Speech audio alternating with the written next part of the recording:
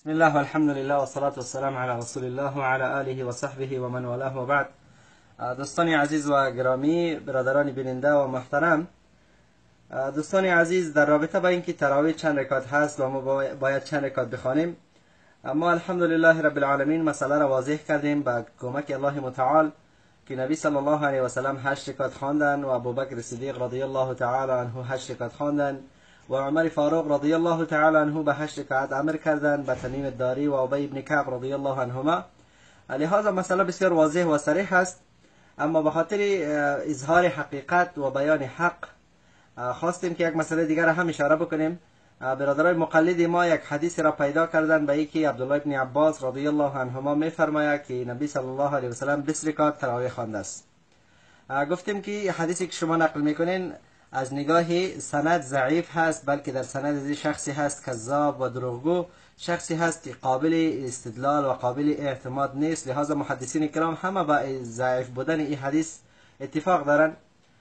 باز مقلدین همان گونه‌ای که عادتشان هست به خاطر از اینکه دفاع از مذهبشان هر کاری را از دستشان بیاید میکنن، آدرس دادن از کتاب ابن حجر اسقلانی رحمت الله علیه از تقریب التهذیب، علی شما مشاهده دارین.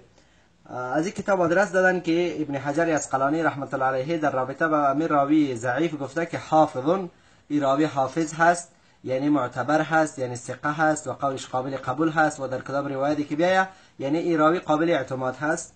ما را مجبور ساختن که این کتاب باز کنیم و ببینیم و این کتاب مراجعه بکنیم که آیا واقعا امیر راوی ضعیف، امیر راوی را ابن حجر اسقلانی رحمت الله علیه توثیق کرده یا نکرده.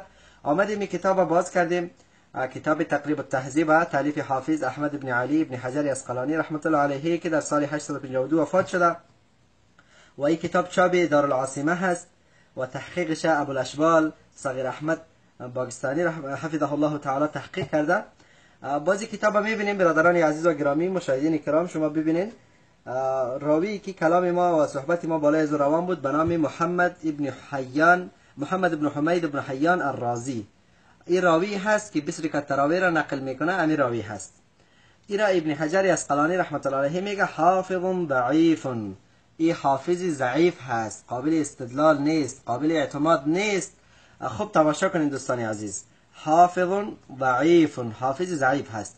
اما مقلدین ما، مقلدین مسکین، به خاطر از اینکه وقت دیگه دلیلی از کتاب و سنت بر 20 رکعت تراویح پیدا نتونستن، آمدن امی محمد ابن حمید ابن حیان الرازی، امی که تمام علما و محدثین کرام به ضعیف بودنش اتفاق دارن، این را آمدن توثیق کردن، یعنی این را ثقه گشتاندن. چی کاری کردن؟ همون گونه که عادتشان هست، این ضعیفون را از اینجا حذف کردن. این ضعیفون از اینجا حذف کردن، گفتن محمد ابن حمید ابن حیان الرازی حافظون، گفتن که ابن حجر اسقلانی رحمت الله علیه میگه که حافظ هست، اما ضعیفونش حذف کردن. متاسفانه که یکی از عادتهای سیئه و یکی از عادتهای ضعیفی خراب مقلدین ما هستند که همیشه برای دفاع از مذهب خود ساختهشان به هر کاری دست میزنن، حتی تحریف و قطع و وصل و از هر طرف دزدی میکنن و بعضی کلمات علما را قیچی میکنن به خاطر تا اینکه بتونن به هدف خود برسن، اما باید بدانن که به هدف خود کلاهاشو هرگز رسیده نمیتونن. دوستان عزیز، انشالله که حقیقت برایتان واضح شد که 20 رکعت تراویح از نبی صلی الله علیه و سلم ثابت نیست، از عمر فاروق رضی الله تعالی عنه ثابت نیست، قبل از عمر فاروق رضی الله تعالی عنه از ابوبکر صدیق رضی الله عنه ثابت نیست.